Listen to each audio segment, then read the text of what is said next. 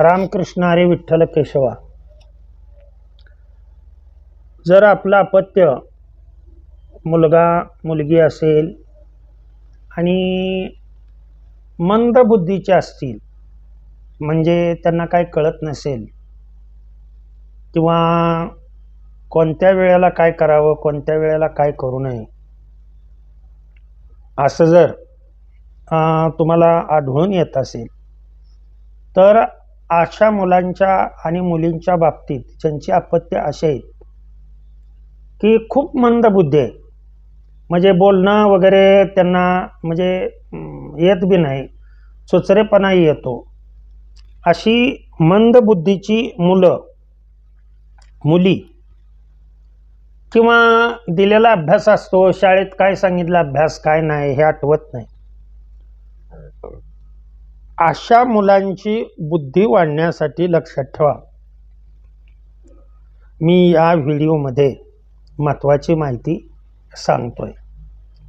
तर ती पहिलं काम, एक मी नवचूर्ण किंवा नवरस चूर्ण कसं तयार करायचं, ते नवरस चूर्ण प्रथम तयार करून घ्या।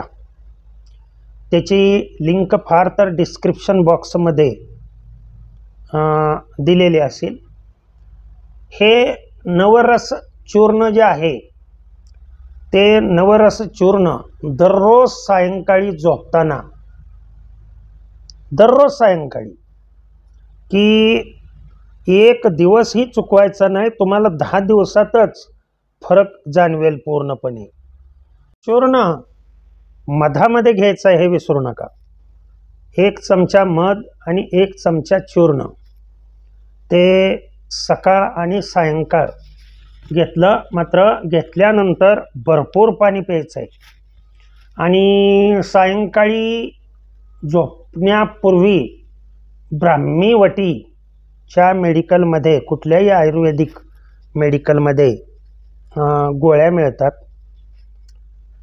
हे ब्राह्मी वटीच्या गोळ्या, जर त्याला वय जर लहान असेल तर 1च गोळी दररोज, आणि जास्त असेल वय तर 2 गोळ्या।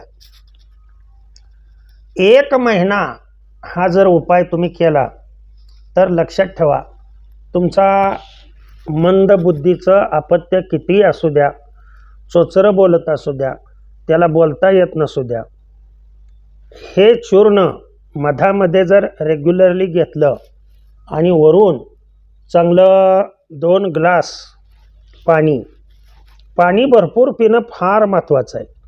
पाणी पिलं तर माझ्या मते हा तुमचा जे मंद बुद्धी आहे त्या मुलाची, ती जास्त काय मी बोलू इच्छित नाही, प्रयोग करा आणि मग कमेंट्समध्ये सांगा की त्या मुलाला फरक पडला किंवा नाही ते। आणि व्हिडिओ कुठल्या ठिकाणावरून पाहताय ते आवर्जून कमेंट्समध्ये लिहा, म्हणजे लक्षात येतं की आपले व्हिडिओ खूप लांब लांब लोकांना, गोरगरीब लोकांना उपयोगी पडतात आणि त्यामुळे एक उत्साह येतो, व्हिडिओ तयार करण्यासाठी उत्साह येतो। आणि भगवंताने बुद्धी दिली तर सबस्क्राईब करा, व्हिडिओ आवडल्यास आवर्जून लाईक करा। ओके, भगवंताचंच ज्ञान त्यांच्या चरणी अर्पण करतो आणि सेवेला पूर्णविराम देतो। पुंडलिक वरदार विठ्ठल, श्री ज्ञानदेव तुकाराम, विठ्ठल विठ्ठल विठ्ठल।